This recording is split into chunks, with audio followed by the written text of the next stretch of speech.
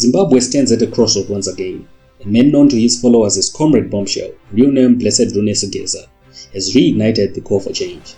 But this isn't the first time he's tried it, and the last time it ended in failure. Back in March 2025, Comrade Bombshell called for what he described as a national uprising.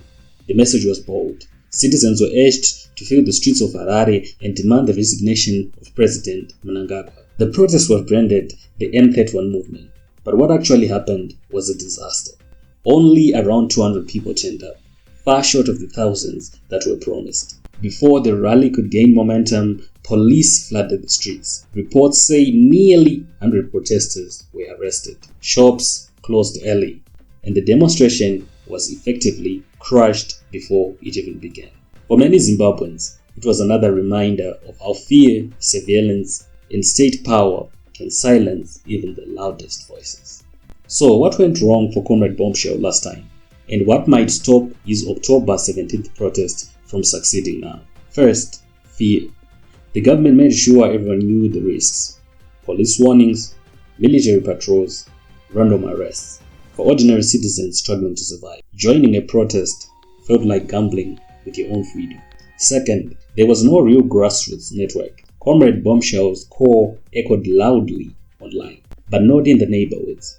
Without community leaders, church leaders, or trade unions leading the charge, people didn't feel protected or organized.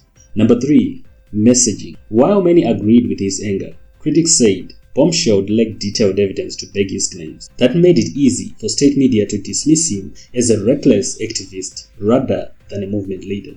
And of course, there is poverty. Even if you believe in the cause, leaving work to protest became a painful choice. Lastly, isolation. No major political party or civil society group fully backed the M31 protest. It became one man's score against a state machine, and one man alone could not move a nation. But now, Comrade Bombshell is back. He says October 17, 2025 is the final stand. This time, his tone is even sharp. He calls President Mnangagwa the godfather of corruption and labels his allies, including Kudakwashe Tagirei and Wicknell Chivayo, as Giganandas, a secretive cartel looting the nation. Emerson has chosen to betray the people of Zimbabwe. He accuses the ruling elite of using state money to protect their ill-gotten wealth, while hospitals collapse and public workers can't even afford food. The call now is simple: no to corruption, no to a third term, no to state capture. But can this new protest avoid the same fate as M31? Experts and observers are cautious.